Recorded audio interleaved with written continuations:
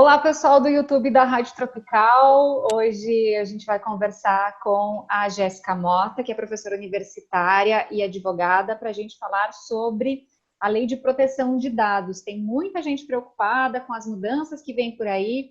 A princípio entraria em vigor a partir de agosto. A Jéssica já vai explicar para a gente a polêmica desse negócio todo, né? Para a gente entender um pouquinho de o que prevê essa nova legislação. E também, quais são os prazos e também as penalidades. Jéssica, bem-vinda a esse espaço. Olá, uma alegria, Gabi, obrigada pelo convite. Um grande abraço para todo mundo que está nos vendo, ouvindo, enfim. E a Lei Geral de Proteção de Dados é uma lei que vem gerando uma série de polêmicas e suscitando dúvidas, né, Gabi? É uma lei cujo objetivo é a de proteger os dados das pessoas naturais, sejam dados físicos ou dados digitais.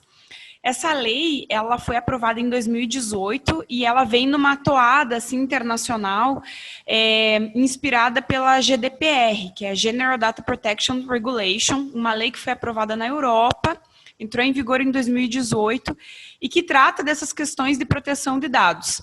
O Brasil, não querendo perder a relação com as empresas europeias e com outros países, também, poxa, preciso me adequar e me adaptar e aprovar a nossa lei, que é lá de 2018, a 13.709, com previsão de começar a valer agora em agosto de 2020. Mas com essa confusão toda de pandemia, e também pelo fato de as empresas não terem se adaptado à lei, a medida provisória 959 diz o seguinte, para lá. A Lei Geral de Proteção de Dados vai entrar em vigor em maio de 2021 e não mais em agosto de 2020. Uma outra lei, que eu não vou lembrar aqui, mas vou dizer a Lei 14.010, agora de 2020, estabeleceu que as penalidades da LGPD iniciam só em agosto de 2021. Então, qual que é o cenário hoje?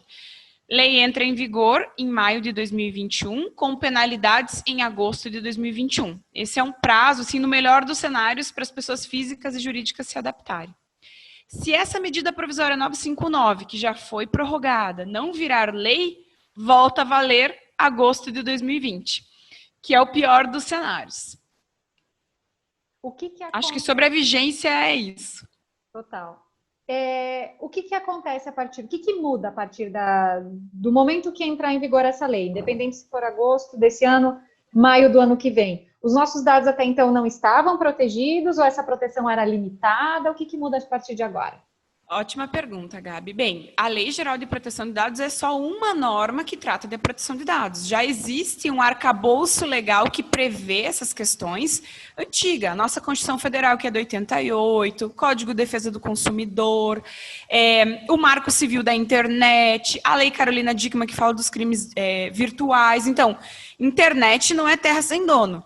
Dados não são bens que podem ser usados sem cuidado por pessoas físicas e jurídicas. Já existe um arcabouço legal. Mas a Lei Geral de Proteção de Dados, ela vem para estabelecer alguns regramentos de como esses dados, sejam eles físicos ou digitais, devem ser utilizados, coletados e tratados. Então, o que a lei diz é que qualquer pessoa, física ou jurídica, que use dados de pessoas com finalidades econômicas tem que dizer que dados coletam, como tratam esses dados, como eliminam, como excluem e como mantém a segurança desses dados. Ou seja, é uma governança de dados que as pessoas físicas e jurídicas têm que ter, com base nessa lei. A lei estabelece alguns atores no tratamento de dados, né? Ou seja, o titular de dados, eu, Jéssica, o controlador, que é aquela pessoa que vai determinar como esses dados serão utilizados, por exemplo, o chefe de uma empresa, o dono de uma empresa. O operador, que é quem usa, coleta e trata esses dados, por exemplo, você na rádio, né, seria uma operadora de dados. E o encarregado é o que a comunidade europeia chama de DPO, que é o sujeito que vai fazer a relação dentro da pessoa física ou dentro da pessoa jurídica com a autoridade nacional de proteção de dados. É esse encarregado que vai responder, por exemplo, quando vazar dados aí na rádio. Que Deus olhe para que nunca aconteça, né, Gabi? Mas se acontecer, quem que é o responsável na rádio para nos dizer que dados vazaram, como vazaram e como é que a rádio deu conta de mitigar ou de ampliar os meios de proteção desses dados. Para que a empresa pode usar os meus dados? Então, tudo depende. Empresa e pessoa física, tá, Gabi? Então, assim, por exemplo, eu tenho lá uma manicure, que quando eu fiz a minha fichinha lá de cliente, coletou meu nome, meu CPF, meu RG. Então, essa manicure, mesmo que não tenha uma pessoa jurídica constituída, como ela usa os meus dados com finalidade econômica, enfim, qualquer outra pessoa física que usa esses dados, usa o meu WhatsApp para me mandar novidade, para me mandar promoção, enfim, ela precisa se adequar também, não são só as empresas. E outra questão que é bem importante, Gabi, você falou de dados. A lei faz uma distinção do que são esses dados pessoais. Então, qualquer dado que possa identificar uma pessoa. Não é só o RG ou o CPF. Por exemplo, o geolocalizador do teu celular, que me diz que todo dia, de segunda a sexta, das 8 da manhã às 18, você está no endereço X, que é o endereço da rádio. Então, qualquer informação que possa ser utilizada para identificar o indivíduo pode ser considerado um dado pessoal. E a lei fala também dos dados pessoais sensíveis e dá um tratamento um pouco mais cuidadoso a esses dados. O que são os dados pessoais sensíveis? Aqueles dados que, além de identificar o indivíduo, podem levar a algum tratamento preconceituoso. Por exemplo, orientação sexual, religião, dados biométricos. Então, eu sei que a Jéssica é portadora de HIV ou que ela teve Covid. Então, são dados que, eventualmente, podem levar a um tratamento preconceituoso e dados olhados com muito cuidado pela lei. Dados de crianças e adolescentes também. Então, para a empresa, o que é importante?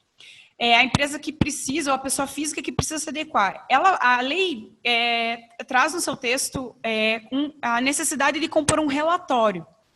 É claro que é importante ressaltar que a autoridade nacional, apesar de estar constituída na lei, ela não foi formalizada ainda. Então, quando essa autoridade existir de fato, ela vai regulamentar questões que a lei não conseguiu ainda esmiuçar e detalhar. Então, nós estamos ainda trabalhando com um texto geral, genérico, mas, basicamente, a lei diz que eu tenho que ter um relatório dizendo quais são os dados que eu coleto, por que eu coleto esses dados e como eu trato. E a própria lei vai me dar 10 bases legais para eu poder coletar a lei. Então, o dado. Então, uma das bases legais é o consentimento, outra base legal é o contrato, outra base legal pode ser a própria legislação, políticas públicas, pesquisa, defesa da vida do outro. Então, são 10 bases legais que a lei traz, na qual eu posso amparar o motivo pela qual eu coletei aquele dado. Tudo isso vai ter que ser concordado pelo cliente ou pelo fornecedor do dado? Não. Ou não? Não, por exemplo, você tem um funcionário na rádio, você não precisa do consentimento do funcionário para ter os dados dele, porque você precisa fazer o pagamento, pagar FGTS, INSS. Então, você tem um contrato que te permite ter esses dados, coletar e tratar esses dados. O consentimento é uma das bases, Gabi, mas você pode ter outras bases que não o consentimento. O contrato, por exemplo.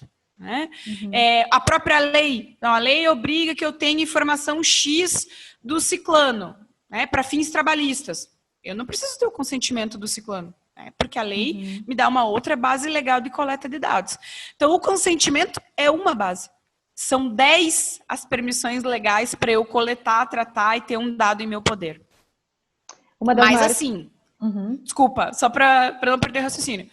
O que é bem importante e um movimento que essa lei vem trazendo, eu só coleto dado que eu efetivamente preciso. Essa história e essa mania que as entidades, pessoas físicas e jurídicas tinham e ainda têm, de fazer uma fichinha com 394 perguntas, inclusive signo do indivíduo. Para quê? Então, eu só vou coletar o dado que eu necessariamente precise para o meu negócio, para a minha atividade. E que eu tenha alguma base legal para garantir. Então, se eu não tiver uma base contratual legal, que eu tenho consentimento, se não tiver o consentimento, então eu tenho que ter uma base para coletar e para tratar aquele dado. Uma das preocupações, acredito até por conta da Lei Geral de Proteção de Dados venha nesse sentido, para que estão usando os nossos dados. Tem empresa que vende dado. Tem empresa usando dado para descobrir preferência do consumidor, para ofertar o produto. E, assim, que controle nós temos sobre os nossos dados fornecidos? E até a tua opinião, se tu acha que a lei, do jeito que ela foi formulada, se isso realmente vai dar mais controle, mais poder para a gente controlar o que é feito com os nossos dados. Guria, apesar de ser uma otimista na vida, eu sinceramente entendo que esse suposto controle dos nossos dados já foi, né?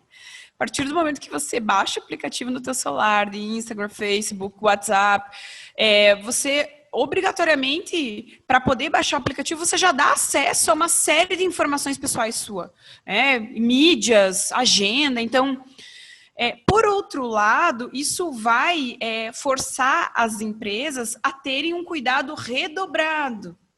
Vai forçar as empresas a realmente minimizarem essa quantidade de coleta de dados. E vai nos dar um argumento legal para também pedir reparação de danos no âmbito civil, demandar o indivíduo no âmbito criminal, caso algum dado nosso seja vazado e eu tenha algum tipo de prejuízo. Então, a lei vai impedir que os dados vazem, a lei vai impedir que eu tenha dados meus dispostos ou que eu tenha que informar dados, não.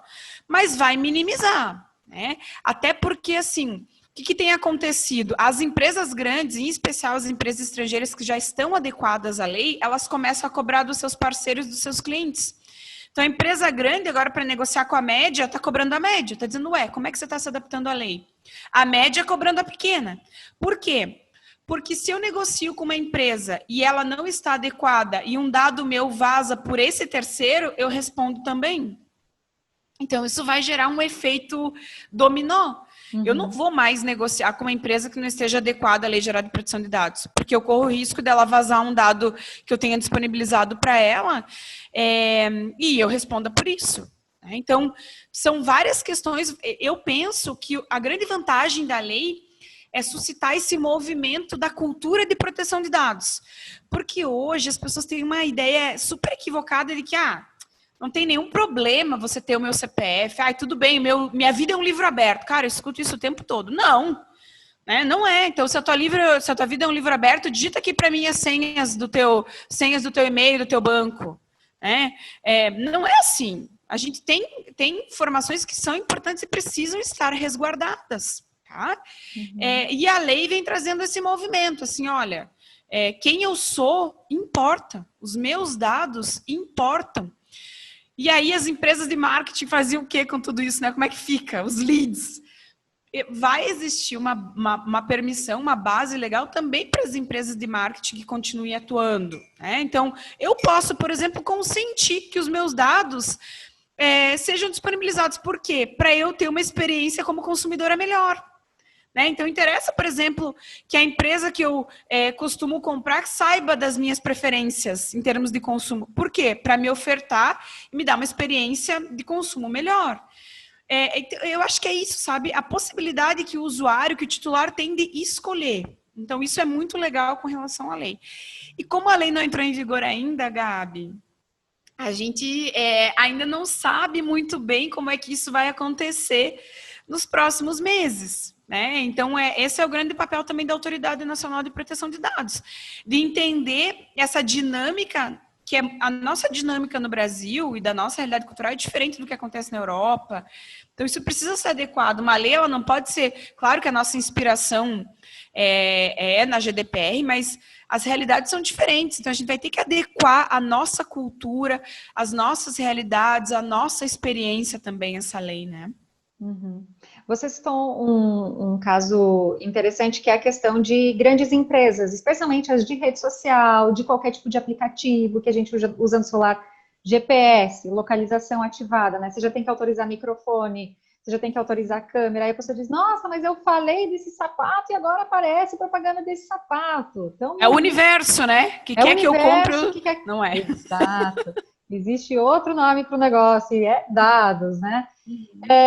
Essas empresas, elas já têm, então, como você citou, essa lei maior existente nos Estados Unidos, na Europa, porque a impressão que dá é que, assim, quem vai pagar a conta é o pequeno empresário aqui do interior, ou as empresas menores, que vão sofrer mais porque vão ficar com muito medo de captar dados dos seus clientes, enquanto a gente está ofertando dado de graça por meio do aplicativo.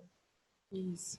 Olha, o tratamento da proteção de dados, né, a proteção de dados em cada país, ela varia muito. Por exemplo, os Estados Unidos está menos preocupado com dados do que a Europa. Né?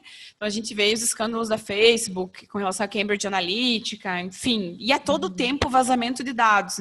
Mesmo a empresa que tem o maior cuidado não está livre. Porque a gente armazena informações em nuvem, porque tem muito golpe virtual, muito hacker. Então, assim, na vida não existe garantia às pessoas. Acho que isso é importante a gente ter em mente. Né? E sim, existe uma preocupação muito grande do pequeno empresário, primeiro com relação a como se adaptar, segundo o custo disso, porque não é só você fazer a conformidade da lei, você tem que estar adequando a todo tempo, não é um processo que você faz e acabou. Cada novo cliente, cada novo funcionário, cada novo processo, você precisa estar em conformidade com a lei. Então, uma expectativa que nós temos na área jurídica, e a gente que empreende também, é de que a autoridade nacional, ela cria alguns critérios diferenciados para pequeno empreendedor, para pessoa física, né, para grandes empresas. Também tudo depende da área de atuação do empreendedor. Então, tem algumas áreas que são um pouco mais sensíveis e que trabalham com dados sensíveis, por exemplo, empresas da área da saúde, né, então precisam de uma atenção um pouco maior. Na semana passada foi uma polêmica, um hospital em Arapongas que vazou dados de pacientes de Covid. Então, cara, isso é seríssimo, né? Tem que ter um cuidado, isso levanta um alerta. Mas a nossa expectativa é que a autoridade nacional, na hora de regulamentar essas questões, dê uma aliviada para as pequenas empresas, para as médias empresas. Até lá, o que a gente orienta, né? Que as empresas comecem a tentar e a entender um pouquinho como é que vai se dar a conformidade no seu negócio.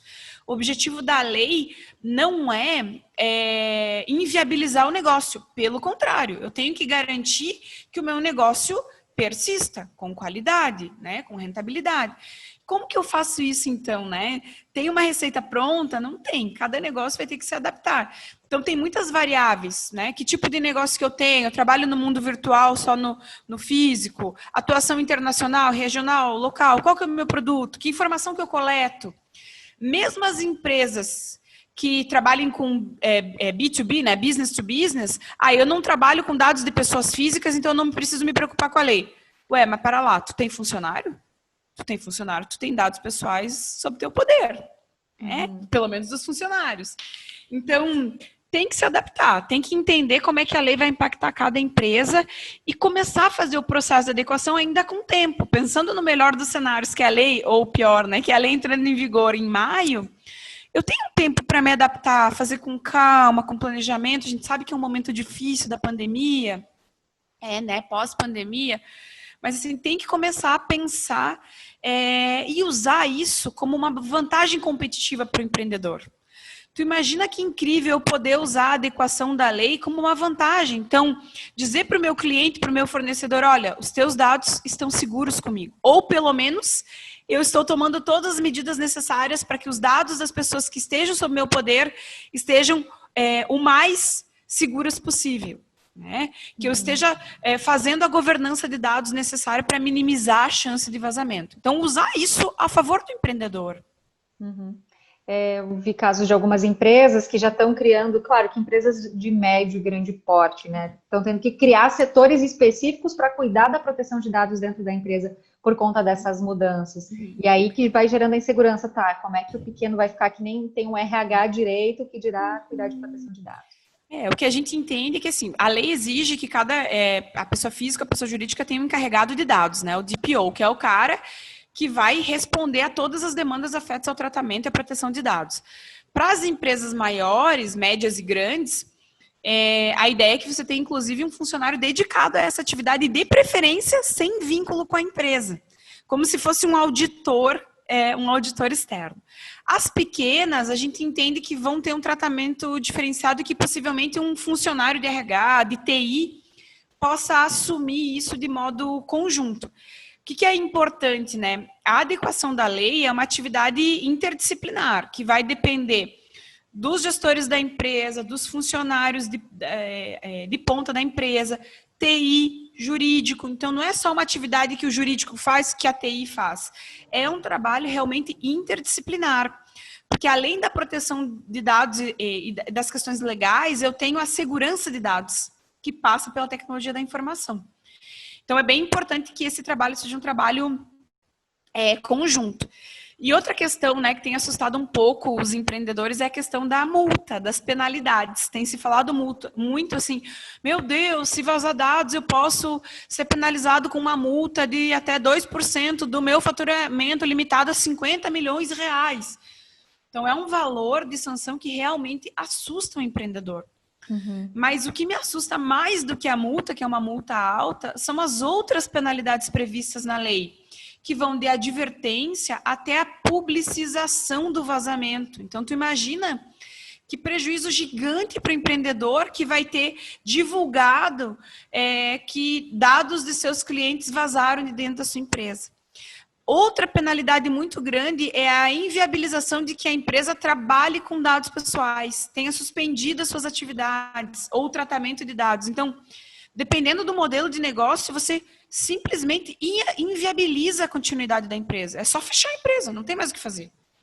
Então, mais do que a multa, são as penalidades que a lei prevê e que são super severas e que podem até inviabilizar o negócio, sabe?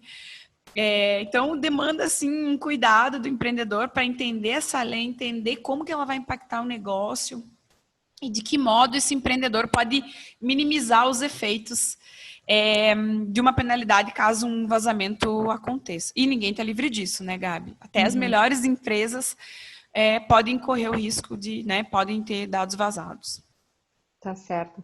Jéssica, muito obrigada pela tua participação e contribuição aqui com a gente, esclarecendo um pouquinho mais. Muito provavelmente a gente volte a conversar, porque muitas dúvidas ainda vão surgir a partir de agosto ou a partir de maio do ano que vem, assim que a lei for implantada de fato. Eu agradeço a oportunidade de falar um pouquinho sobre proteção de dados, tenho estudado muito a respeito, fico super ao dispor de vocês na rádio, ou dos ouvintes, enfim, de quem precise de ajuda, queira responder, ou tenha qualquer dúvida a respeito, né, fico super ao dispor. E acho que quanto antes começar, melhor. Mesmo que entre em vigor em maio, pelo menos faz as coisas com calma e não corre o risco aí de ser surpreso com alguma penalidade lá na frente. Então, é bom começar isso antes, até para ter uma vantagem competitiva. Obrigada, Gabi. Sua orientação para isso é as empresas que não têm ainda uma assessoria jurídica procurar uma consultoria nesse sentido? Procurar um advogado da sua confiança, com certeza. Né? Procurar um profissional, e esse profissional certamente vai demandar alguém da TI, se a empresa não tiver, mas sempre procurar o advogado de sua confiança, com certeza.